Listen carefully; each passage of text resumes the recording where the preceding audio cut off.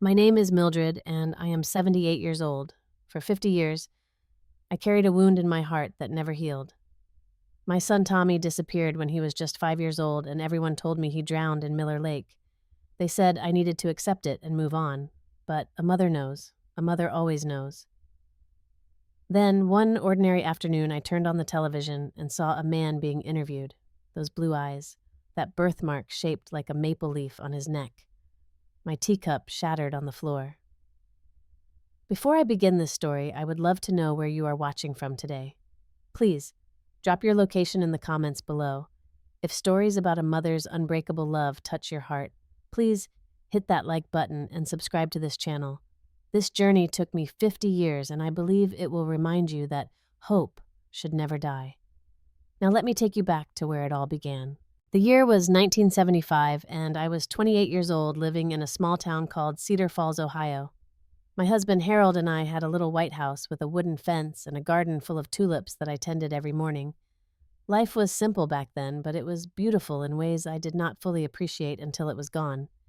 Tommy was my whole world. He had just turned 5 that spring, and he was the most curious, loving child you could ever imagine. His eyes were the deepest shade of blue, exactly like my mother's eyes. People always commented on them when we walked through town. But what made Tommy truly unique was a birthmark on the right side of his neck shaped perfectly like a maple leaf. I used to kiss that spot every night before bed and tell him it was his angel's mark, a sign that heaven had touched him before sending him to me. Harold worked as a mechanic at the local garage. In those early years, he was a good husband. He came home for dinner every night, played catch with Tommy in the backyard, and held my hand during Sunday church services. We were not wealthy, but we had enough. We had love, or so I believed. Sunday mornings were my favorite. I would wake up early and make pancakes while Tommy sat at the kitchen table drawing pictures with his crayons. He loved to draw. His favorite subject was always the same: our family. 3 stick figures holding hands standing in front of our little white house. He must have drawn that same picture 100 times, and I saved every single one. One evening, just a few days before everything changed, Tommy climbed onto my lap while I was reading. He looked up at me with those big blue eyes and asked, "Mommy, can I stay with you forever?" I laughed and hugged him tight. "Of course, sweetheart," I said. "Mommy will always be right here." He smiled and snuggled closer, and I remember thinking that I was the luckiest woman in the world. The night before Tommy disappeared, he gave me a drawing. It was the same picture he always drew: 3 people holding hands, but this time he had added something new. There was a big yellow sun in the corner, and underneath the figures, he had written in his wobbly, 5-year-old handwriting, "I love my family." I promised him I would keep that picture forever. I had no idea how much that promise would come to mean. Looking back now, I can see the signs I missed. Harold had started coming home late, sometimes smelling like cigarettes and whiskey. He was irritable, snapping at me over small things. Once I found a crumpled piece of paper in his jacket pocket, a note with numbers that looked like a debt ledger. When I asked him about it, he snatched it away and told me it was none of my business. A few days before the fishing trip, Harold announced that he wanted to take Tommy to Miller Lake, just the 2 of them. I offered to come along and pack a picnic, but Harold shook his head. "A boy needs time alone with his father," he said. "It is a man thing. You would not understand." I did not argue. I trusted him. Tommy was excited about the trip. He had never been fishing before, and he spent the whole week talking about catching a big fish to show me. That Saturday morning, I woke up early to pack Tommy's favorite snacks: peanut butter sandwiches with the crusts, cut off apple slices, and a thermos of lemonade. I dressed him in his red jacket, the one with the hood that he loved because it made him feel like a superhero. I knelt down and zipped it up, smoothing his hair back from his forehead. "Be good for Daddy," I said, "and catch me a big fish, okay?" Tommy grinned. "The biggest one in the whole lake, Mommy." I hugged him tight, breathing in the smell of his baby shampoo. I kissed the maple leaf birthmark on his neck. "I love you to the moon and back," I whispered. "I love you more, Mommy," he whispered back. Harold honked the horn from the driveway. Tommy wiggled out of my arms and ran to the truck, turning to wave at me from the passenger seat. I stood on the porch and watched them drive away until the truck disappeared around the corner. I did not know I was watching my son leave my life forever. By 6 o'clock that evening, the casserole I had made for dinner was getting cold. Harold had said they would be back before sunset, but the sky was already turning orange and purple, and there was No sign of them. I tried to stay calm. Maybe they had lost track of time. Maybe the fish were really biting and they wanted to catch a few more. By 8 o'clock, I started calling everyone I knew. The garage where Harold worked, his friends from the bowling league, the bait shop near Miller Lake. No one had seen them. By 10 o'clock, I was pacing the living room, my heart pounding so hard I could hear it in my ears. I had called the police, but they told me to wait until morning. Adults often come home late, the officer said dismissively. It was nearly midnight when I saw the headlights in the driveway. I ran outside, relief flooding through me. But when Harold stepped out of the truck, alone, my blood turned to ice. "Where is Tommy?" I demanded. Harold's clothes were wet. His face was the color of ash. He stood there in the driveway, swaying slightly, and when he looked at me, his eyes were empty. "He is gone, Mildred. Tommy is gone." The world tilted sideways. I grabbed his arm, shaking him. "What do you mean, gone? Where is my son?" Harold's story came out in broken pieces. They had been fishing by the dock at Miller Lake. Tommy saw a butterfly, a big monarch, and ran after it along the shore. Harold heard a splash. By the time he reached the water, all he could see was Tommy's red jacket floating on the surface. "I dove in," Harold said, his voice hollow. "I searched and searched. The current, Mildred.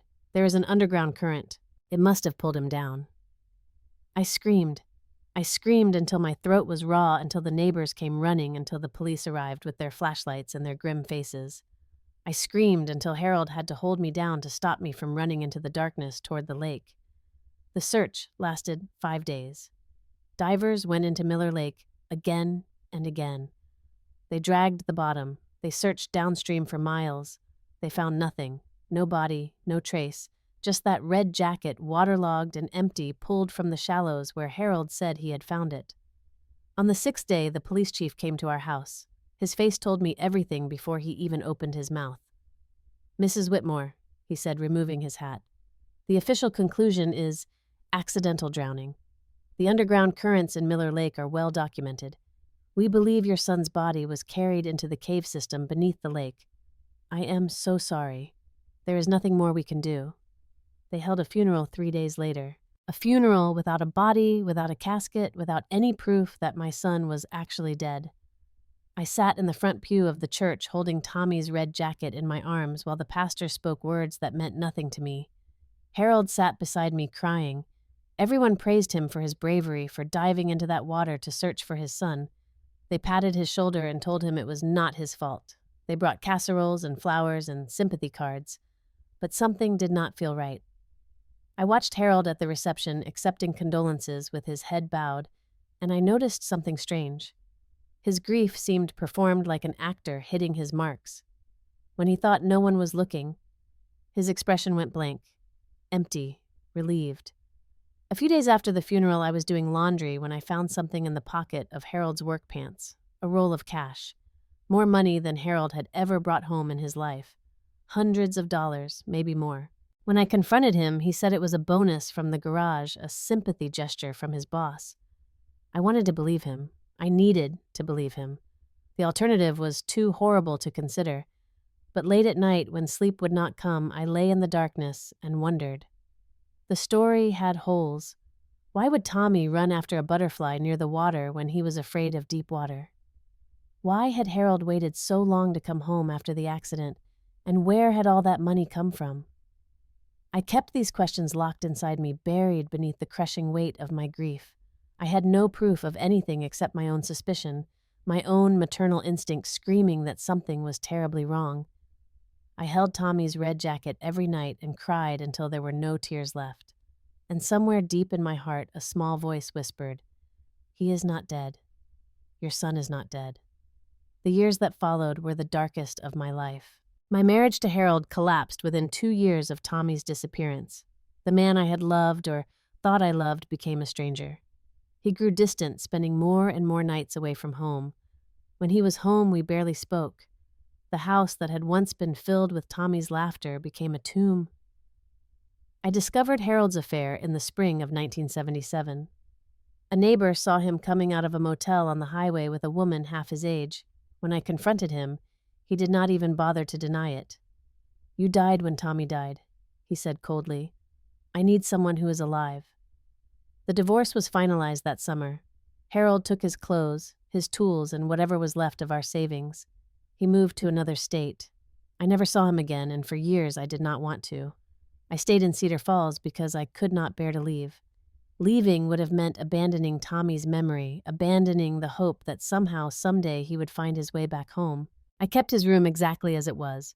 His toys on the shelf, his drawings on the wall, his little bed with the rocket ship blanket waiting for a boy who never came back. I got a job at the town library shelving books and helping children find stories to read. It was painful sometimes, seeing little boys with blue eyes and curious smiles, but it was also healing in a way. I poured the love I could not give Tommy into helping other children discover the magic of reading. My sister Gloria was my lifeline during those years. She lived just 2 towns over, and she checked on me every week without fail. She never told me to move on or get over it. She never suggested I was crazy for keeping Tommy's room intact. She just held my hand and let me talk about him whenever I needed to. Every year on Tommy's birthday, I baked a chocolate cake, his favorite. I put 5 candles on it because in my heart, he was always 5 years old. I sang happy birthday to an empty chair and blew out the candles myself, making a wish that never came true. Every year on the anniversary of his disappearance, I placed an ad in the local newspaper. Missing Tommy Whitmore, 5 years old, last seen May 17, 1975.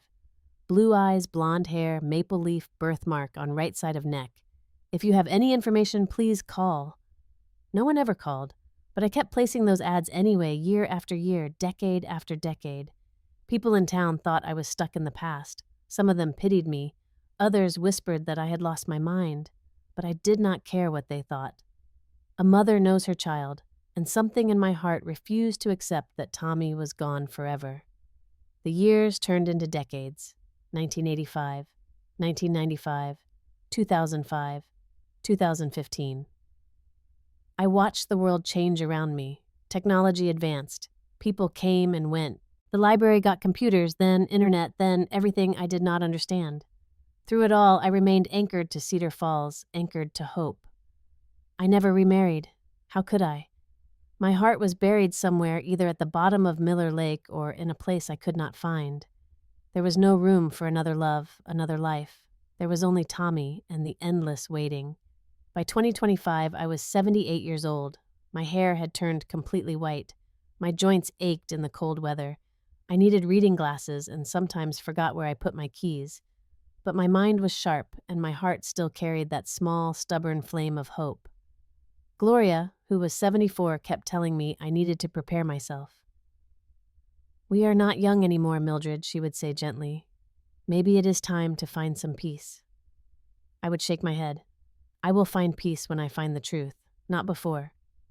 I had no idea that the truth was about to find me. It was a Tuesday afternoon in March of 2025, an ordinary day like any other. I had just finished my lunch and settled into my armchair by the window with a cup of chamomile tea. The television was on, tuned to CBS, playing some afternoon program I was only half watching. Then the channel switched to a segment called American Success Stories. The host introduced the guest as Robert Kensington, a 55-year-old real estate mogul from California, one of the most successful self-made entrepreneurs of his generation. The camera panned to a man in an expensive suit sitting comfortably in the interview chair. I glanced up from my tea, mildly curious, and then I froze. The man on the screen had blue eyes, not just any blue, but that specific deep shade of blue that I had seen only twice in my life. In my mother's eyes, and in Tommy's. I set down my teacup with trembling hands, leaning forward in my chair. The camera zoomed in as Robert Kensington laughed at something the host said, and he tilted his head slightly to the right. That was when I saw it. A birthmark on the right side of his neck. A birthmark shaped exactly like a maple leaf. The teacup slipped from my fingers and shattered on the hardwood floor. I did not even notice. I could not breathe. I could not think. All I could do was stare at the screen at this stranger who wore my son's eyes, my son's mark, my son's face, aged 50 years. The host asked Robert about his background, and I listened with my heart pounding in my ears. "I was adopted when I was 5 years old," Robert said with a practiced smile. "My parents, Eleanor and Frank Kensington, gave me everything. They raised me in Los Angeles, sent me to the best schools, supported all my dreams. I was very fortunate. Adopted at 5 years old, the same age Tommy was when he disappeared. I do not remember much before the adoption, Robert continued. My earliest memories are of my parents' house in Beverly Hills. Before that, it is all just a blur. They told me I came from a difficult situation and they saved me. I was crying now, tears streaming down my face as I watched this man speak so casually about his life, about the parents who raised him, about the childhood he remembered. Did he have any idea? Did he know that somewhere in Ohio a woman had spent 50 years mourning him? The interview ended, and I sat in my shattered teacup's mess, shaking from head to toe. I grabbed a pen and paper and wrote down everything. Robert Kensington, California, real estate, adopted in 1975. Blue eyes, maple leaf birthmark. It could have been a coincidence. The rational part of my brain knew that, but the mother's heart that had never stopped searching, never stopped hoping, knew something else entirely. It knew the truth. That was my son. When Gloria arrived for her weekly visit 2 days later, she found me surrounded by papers, printouts from the library's computer handwritten notes, photographs, spread across the kitchen table. Mildred, what on earth is going on? She asked, alarmed. I turned to her, and I know my eyes must have looked wild. I found him, Gloria. I found Tommy. Gloria's face went pale. She sat down heavily in the nearest chair. What are you talking about? I told her everything. I showed her the video clip I had managed to find on the internet. I pointed out the eyes, the birthmark, the age, the timeline. I showed her Tommy's photograph from 1975 and held it next to a printout of Robert Kensington's face. Gloria stared at the two images for a long time. Her hands were trembling when she finally looked up at me. My God, she whispered. Mildred, the resemblance is uncanny. I know what you are thinking, I said. You are thinking I am a crazy old woman grasping at shadows. But look at him, Gloria. Really look at him. She did. And slowly, incredulously, she began to nod. What are you going to do? She asked. I am going to find out the truth. I said, 50 years I have waited. I'm not going to wait another day. That night, I sat at my kitchen table and wrote a letter, 5 pages front and back, pouring out 50 years of grief, hope, and desperate longing. I told Robert Kensington everything about Tommy, about the day he disappeared, about the maple leaf birthmark I had kissed every night, about the drawing of our family that I still kept in my wallet after half a century. I enclosed a photograph of Tommy at 5 years old, smiling in his red jacket, the birthmark visible on his neck. I sealed the envelope, addressed it to the corporate headquarters of Kensington Properties in Los Angeles, and mailed it the next morning. Then I waited. Again. As I had waited my whole life.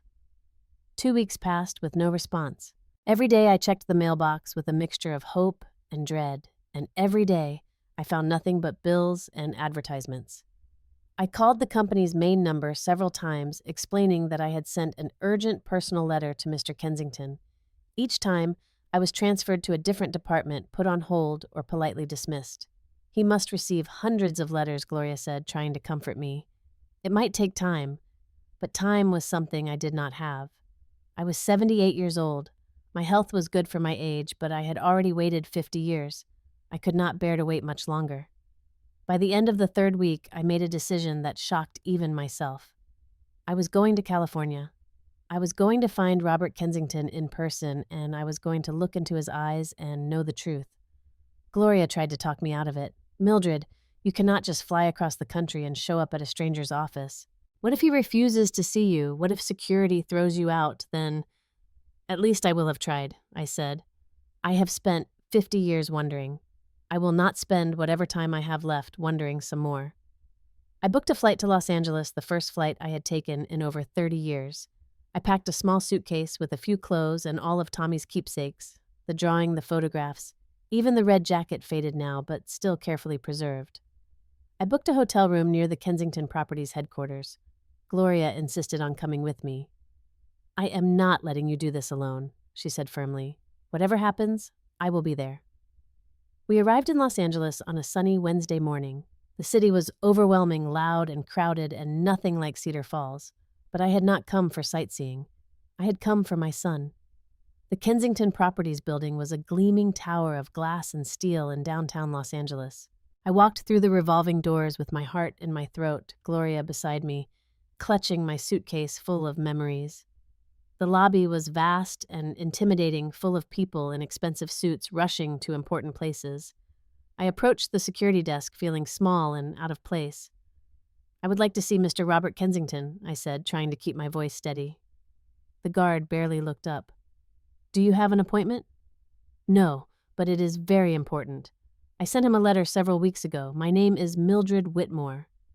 The guard finally met my eyes, his expression bored. "Ma'am, Mr. Kensington is a very busy man.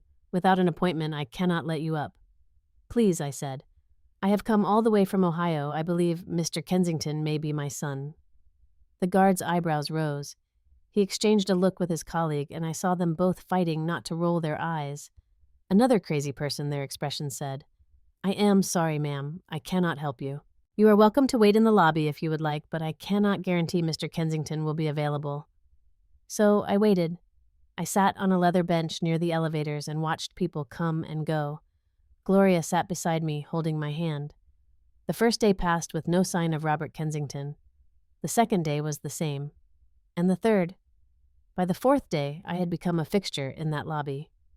The security guards knew me by name, though they still would not let me upstairs. The receptionist brought me water without my asking. People glanced at me curiously as they passed the little old lady with the suitcase who would not leave. On the afternoon of the fourth day, a young woman approached me. She had kind eyes and a warm smile, and her badge identified her as Amanda, Executive Assistant. "Excuse me," she said gently. "You have been sitting here for days. Are you all right?" I told her my story, about Tommy, about the disappearance, about seeing Robert Kensington on television and recognizing the birthmark, the eyes, everything. Amanda listened without interrupting, her expression shifting from curiosity to something deeper. When I finished, she was quiet for a moment. Then she said, "Wait here." She disappeared into an elevator, and I sat there with Gloria, not daring to hope. 20 minutes later, Amanda returned with another woman, elegant and poised in her late 40s. "This is Mrs. Sarah Kensington," Amanda said, "Mr. Kensington's wife." Sarah Kensington looked at me with an expression I could not read. "May I see the photographs?" she asked. With trembling hands, I opened my suitcase and took out the picture of Tommy at 5 years old. I pointed to the birthmark on his neck. Sarah took the photograph and studied it for a long time. When she looked up, her face had gone pale. "My husband has a birthmark exactly like this," she said slowly. "In exactly the same place. He has had it his whole life." "I know," I whispered, "because he is my son." Sarah was silent for what felt like an eternity. Then she handed back the photograph and said, "I think you should come to dinner tonight. There is someone you need to meet." The Kensington estate was a sprawling mansion in Beverly Hills, surrounded by manicured gardens and tall iron gates. I had never seen anything so grand in my life. But as we drove through those gates, I was not thinking about the wealth or the luxury. I was thinking only of the man inside. Sarah led us into a sitting room with floor-to-ceiling windows overlooking the pool. She offered us tea and made small talk, but I could tell she was as nervous as I was. Then we heard footsteps in the hallway and everything else fell away. Robert Kensington walked into the room and time stopped. He was tall, distinguished with silver at his temples and lines around his eyes. But those eyes, those deep blue eyes that I had kissed, closed every night for 5 years. They were Tommy's eyes, my mother's eyes, my eyes now staring back at me across half a century. Robert looked from me to Sarah, confused. "Sarah, what is going on? Who is this?" I stood up slowly, my legs trembling. I could not speak. I could only stare at the birthmark on his neck, that maple leaf shape that I had traced with my finger 1,000 times when he was a baby. Robert, Sarah said gently, "This woman has come a very long way to meet you. I think you should hear what she has to say." So I told him. I told him about Cedar Falls, about 1975, about a little boy named Tommy who loved to draw pictures of his family. I told him about the day he went fishing with his father and never came home. I told him about the red jacket, the underground current, the funeral without a body. And I told him about the birthmark, the maple leaf, the angel's mark. Robert listened in silence, his face unreadable. When I finished, he did not speak for a long moment. Then he reached up and touched the birthmark on his neck as if feeling it for the first time. "I was adopted when I was 5, he said slowly. My parents told me I came from a difficult situation. They never gave me details.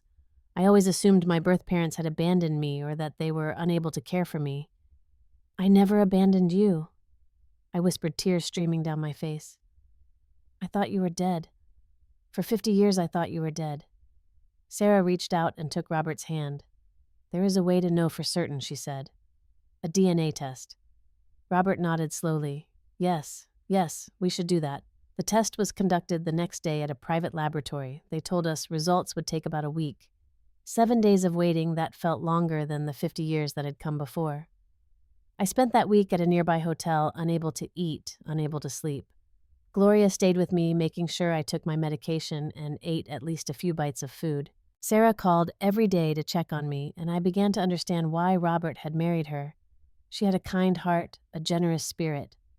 On the 7th day, the phone rang. Robert's voice was shaking when he spoke. "The results are in," he said. 99.9% match.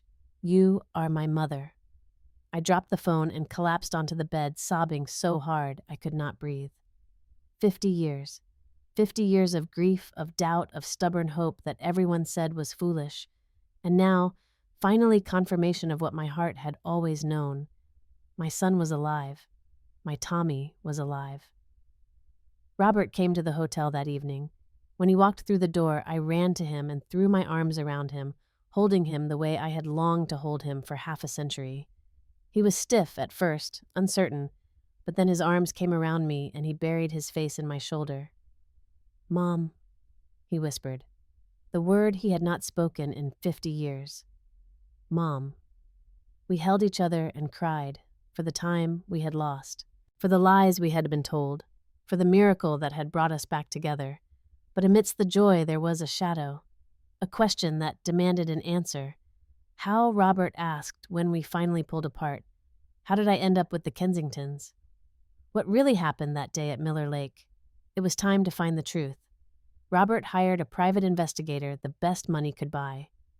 Within 2 weeks, the full story began to emerge.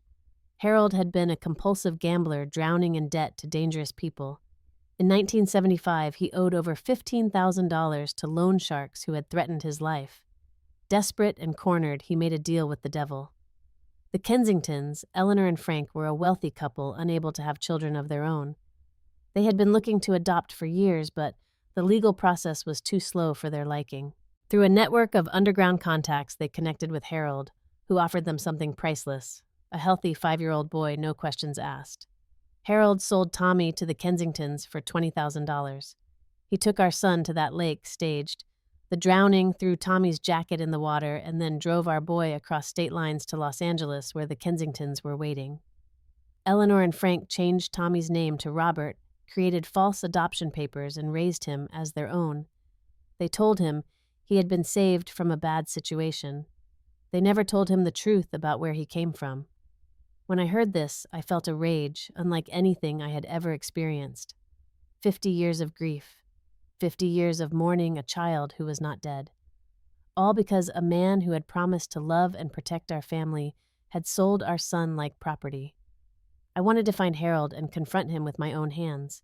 The investigator found him in Florida, living in a nursing home. He was 82 years old, frail, and diminished a shadow of the man I had married. Robert and I flew to Florida together. We walked into that nursing home down a corridor that smelled of antiseptic and old age and into the room where Harold sat in a wheelchair by the window. He looked up when we entered. His eyes, which had once been sharp and calculating, were cloudy now. But I saw the moment he recognized me, and I saw the moment he recognized Robert. The color drained from his face. "No," he whispered. "No, it cannot be." I stepped forward, my voice steady, despite the fury burning inside me. 50 years, Harold. 50 years I cried for our son. 50 years I believed he was dead because you told me he drowned. And the whole time he was alive. You sold him. You sold our child. Harold's hands were shaking. Tears began to roll down his wrinkled cheeks. I had no choice, he croaked. They were going to kill me. The debts, the threats. I had no other way. You had a choice, I said coldly. You could have told me the truth. You could have let me help you. Instead, you stole 50 years from me. 50 years from your own son. Robert stepped forward and Harold shrank back in his wheelchair. You were my father, Robert said, his voice thick with emotion. You were supposed to protect me. Instead, you sold me like I was nothing. Harold was sobbing now, ugly, broken sobs. I am sorry. I am so sorry. Not a day went by that I did not regret it. Please, please forgive me. I looked at this pathetic old man, this stranger who had once shared my bed and my life, and I felt the anger begin to drain away. Not forgiveness, not yet, maybe not ever, but something like resolution. You took 50 years from me, I said quietly. 50 years of watching my son grow up, of seeing his first day of school, his graduation, his wedding. 50 years of grandchildren I did not know I had. You do not deserve my forgiveness. But I will not let you take anything more from me. I will not carry hatred for you into whatever years I have left. I turned and walked out of that room without looking back. Robert followed me. Behind us, I could hear Harold weeping, but I did not turn around. I was done with him. I had my son back, and that was all that mattered. The story made national news. Reporters descended on Cedar Falls, on Los Angeles, on that nursing home in Florida. Harold became a pariah, reviled across the country as the father who sold his child. He died 6 months later alone and unmourned. But I did not think about Harold after that day. I was too busy reclaiming the life that had been stolen from me. The first months after the reunion were overwhelming. Robert and I had 50 years of lost time to navigate 50 years of memories we did not share, experiences we could not understand. We were strangers in so many ways, connected by blood, but separated by a lifetime. There were moments of incredible joy. The first time Robert called me Mom without hesitation. The first time I met my grandchildren, Emma and Lucas, 2 beautiful teenagers who looked at me with curious, welcoming eyes. The first time Emma called me Grandma, and I cried so hard I scared her. But there were also moments of profound grief. Grief for the years we could never get back. Grief for the milestones I had missed. First steps, first words, first heartbreak, first triumph. All the moments that make up a life, and I had not been there for any of them. Robert struggled too. He had loved Eleanor and Frank Kensington. They had been good parents to him, giving him every advantage, supporting his dreams, celebrating his successes. Learning that they had essentially bought him, that his entire childhood was built on a lie, shook him to his core. We talked about it often, late into the night. I do not hate them, Robert said once. They loved me. I know they did. But knowing how they got me, knowing what they took from you and from me, it changes everything. I understood. How could I not? Eleanor and Frank had given my son a good life, but they had built that life on the ruins of mine. I could not hate them either, but I could not forgive them. I settled somewhere in between in a gray space of complicated emotion. Robert found a letter among Eleanor's belongings written shortly before her death in 2010. He had never read it, assuming it was just a farewell note. But after learning the truth, he opened it with trembling hands. Eleanor had written, My dearest Robert, there is something I should have told you long ago, but I was too afraid, too ashamed. Your mother's name is Mildred. She lives in Ohio in a small town called Cedar Falls. She did not give you up. She was told you were dead. What your father and I did was wrong, and I have carried that guilt every day of my life. I hope someday you can forgive us. And I hope, if fate allows, you will find her and give her the peace she deserves. Robert showed me the letter, and I wept. Eleanor had known. She had known all along that I was out there grieving, and she had done nothing until she was dying. But what good would anger do? Eleanor was dead. Frank was dead. Harold was dead. All the people who had orchestrated this tragedy were gone. Only Robert and I remained, and we had a choice. We could drown in bitterness, or we could choose to live. We chose to live.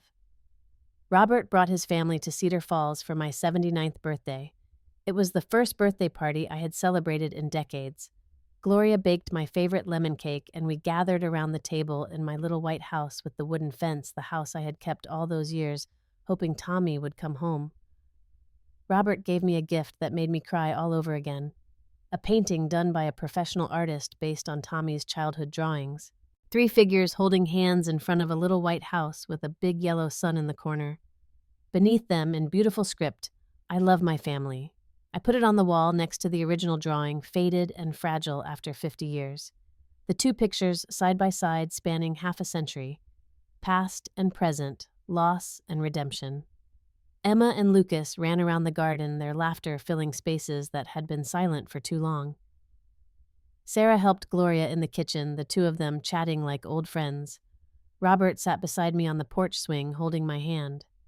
"I missed so much," I said softly. 50 years, Tommy. I missed your whole life." He squeezed my hand. "But you are here now. We are here now. That is what matters."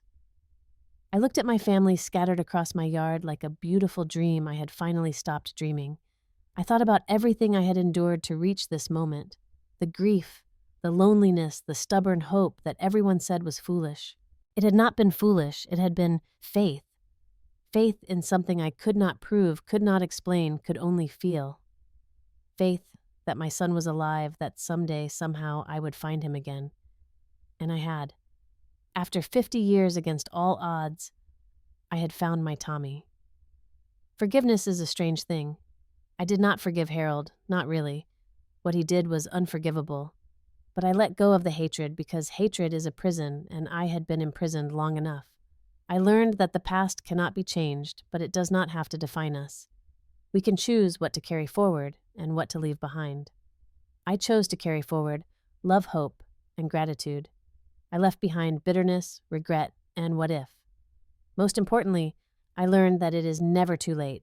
Never too late to hope, never too late to search, never too late to find what you have lost. I was 78 years old when I found my son. Some people might say that was too late, but I say I found him. That is all that matters. Now, as I sit on my porch watching the sunset paint the Ohio sky in shades of gold and pink, I am at peace. My son is alive. My grandchildren know my name. My family, broken for so long, is finally whole. If you are watching this story and you are searching for someone, if you are holding on to hope that the world tells you is foolish, please hear me. Do not give up. The world is vast and full of miracles disguised as ordinary moments. A face on a television screen, a birthmark remembered, a letter finally read. Hope is not foolish. Hope is the strongest thing we have. And sometimes, 50 years later, hope comes home. I want to ask you something before we finish. Have you ever held on to hope when everyone told you to let go? Have you ever searched for someone or something against all odds? Please, share your story in the comments below. I would love to hear from you. If this story touched your heart, if it reminded you that love never gives up and miracles still happen, please hit that like button. Subscribe to this channel so you do not miss more stories like this one. And please share this video with someone who needs to hear that hope is never wasted. Thank you for spending this time with me. Thank you for listening to an old woman's story. May your own journey bring you everything you are searching for. Take care of yourselves and hold your loved ones close. You never know how precious they are until they are gone. Until next time.